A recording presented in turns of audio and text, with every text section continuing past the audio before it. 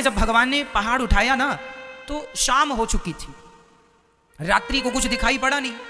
माधवी पूरी रात ये सोचती रही कि हे भगवान, इतना बड़ा पहाड़, एक बूंद अंदर पानी नहीं, ये पहाड़ उठा कैसे? सवेरा हुआ, सूर्य भगवान की पहली किरण आई, उसी क्षण माधवी ने अपनी नजर घुमाई कि कौन है ये, कौन है ये। जब नजर घूमती घूमती घूमती ऊपर पड़ी तो वहां पर भगवान की उंगली नजर आई। उंगली को देखा माधवी ने, बड़ी सुंदर उंगली थी।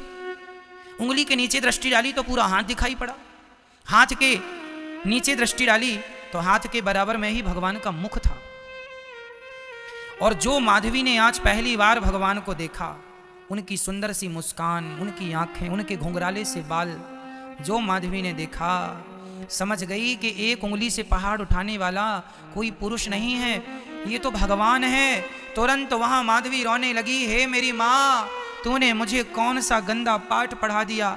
उसी दिन मैंने क्यों ना भगवान को देख लिया जब वो मुझे भाभी भाभी कह के बुला रहे थे। इतने दिन में ऐसी सुंदर सी छवि से वंचित रह गई मेरी माँ, तुमने क्यों इतना बड़ा अपराध किया है।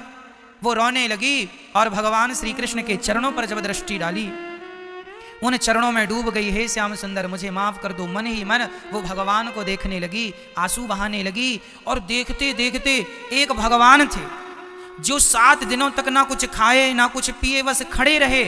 और दूसरी माधवी थी जो कि अपने अपराध का प्रायश्चित करती रही कि इतने दिन तक मैंने इतनी सुंदर छवि क्यों ना देखी, ये तो भगवान है। और मेरी माँ ने पाठ पढ़ाया कि तू देखना भी मत, भगवान से वंचित रखा।